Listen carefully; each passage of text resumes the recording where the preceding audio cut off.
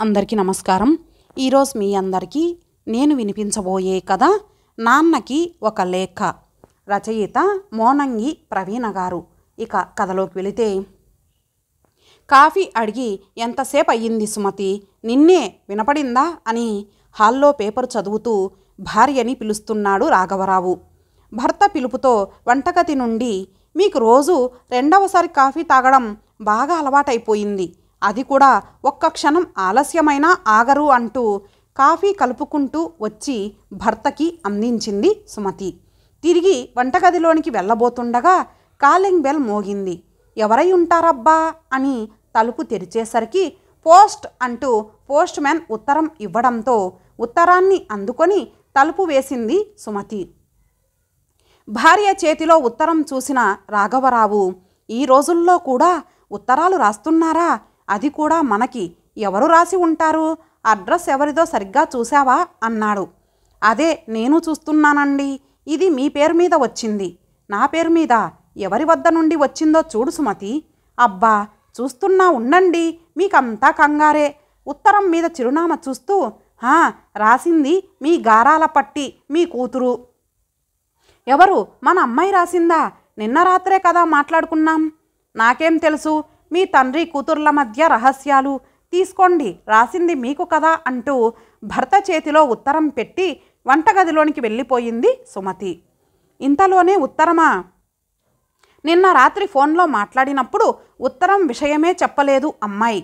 అసలు విషయం ఏమై ఉంటుందబ్బా అనుకుంటూ రకరకాల ఆలోచనలతో ఉత్తరం తెరిచి ఆత్రంగా చదవసాగాడు రాఘవరావు. పూజ్యనీయులైన నాన్నగారికి, మీ కూతురు రమ్య రాయునది, అంతా క్షేమమే, కంగారు పడకండి, ఫోన్లో రోజు మాట్లాడుకుంటున్నాం కదా, మరలా ఈ ఉత్తరం ఏమిటి అనుకుంటున్నారా?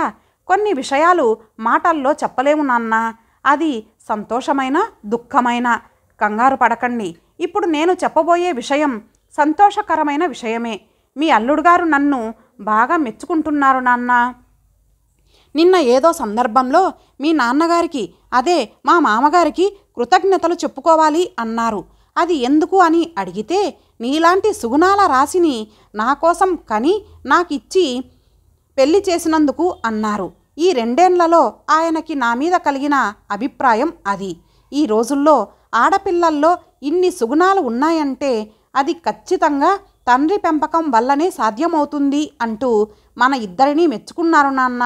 ఈ వార్త చదువుతుంటే నీ కళ్ళల్లో మెరిసే మెరుపు నాకు కనిపిస్తుంది నాన్న. నీకు సంతోషమేనా నాన్న? ఉత్తరం చదువుతూ ఉంటే రాఘవరావు కళ్ళు ఆనందంతో చెమర్చాయి. భుజాన ఉన్న తువ్వాలుతో కళ్ళు తుడుచుకొని మిగతా ఉత్తరం చదవసాగాడు. ఈ సందర్భంగా చనువుతో నిన్ను ఒక ప్రశ్న అడగనా మరి? అమ్మ సుగుణాల రాశి కాదా నాన్న? గడిచిన 27 సంవత్సరాలలో అమ్మ మీద ఏనాడు నీకు ఆ అభిప్రాయం కలగలేదా నాన్న? ఉత్తరం చదువుతున్న రాఘవరావు ముఖ కవలికలు ఒక్కసారిగా మారాయి. ఆశ్చర్యంతో చదవసాగాడు. నాన్న, మరి తాతయ్య నీకు మంచి అమ్మాయిని ఇవ్వలేదా? నాకు తెలిసినంత వరకు నువ్వు ఎప్పుడూ తాతయ్యని ఏదో ఒకటి అంటూనే ఉంటావు.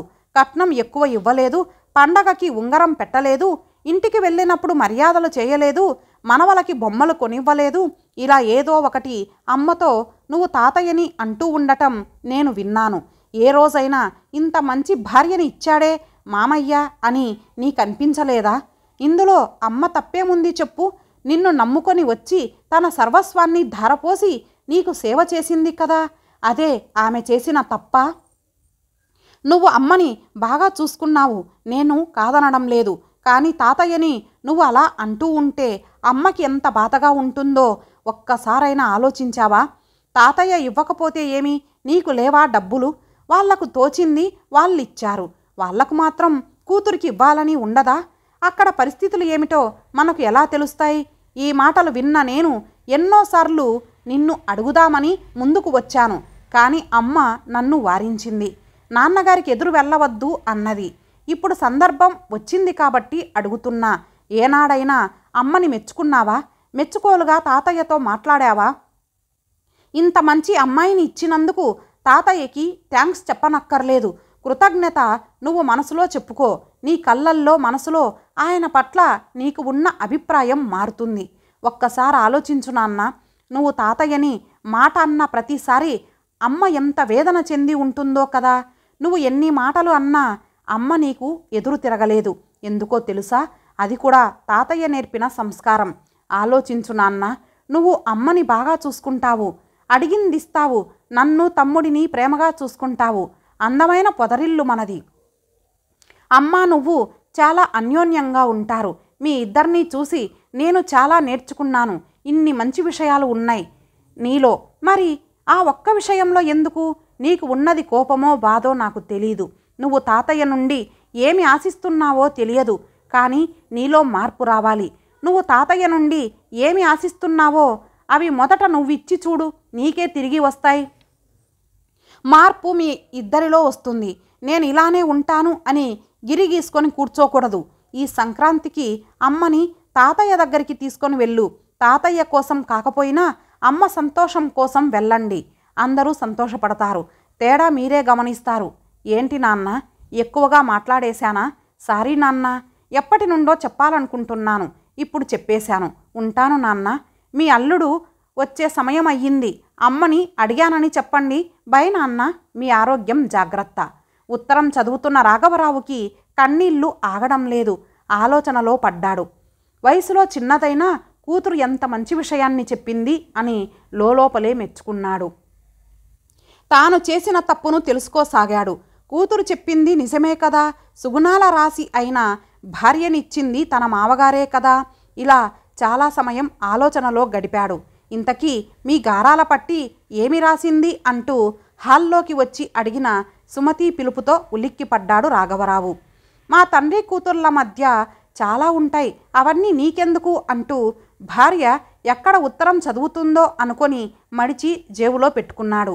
అయితే నాకు చెప్పనవసరం లేదులేండి అంటూ బొంగమూతి పెట్టుకొని కూర్చున్న సుమతి చుబుకాన్ని పట్టుకొని, ఆ విషయాన్ని పక్కన పెట్టు, ఇప్పుడు నేను ఒక విషయం చెబుతాను విను అంటూ రాఘవరావు సుమతి కళ్ళల్లోకి చూస్తూ, ఈసారి సంక్రాంతికి మన అమ్మాయి అల్లుడు సింగపూర్ వెళ్తున్నారంట.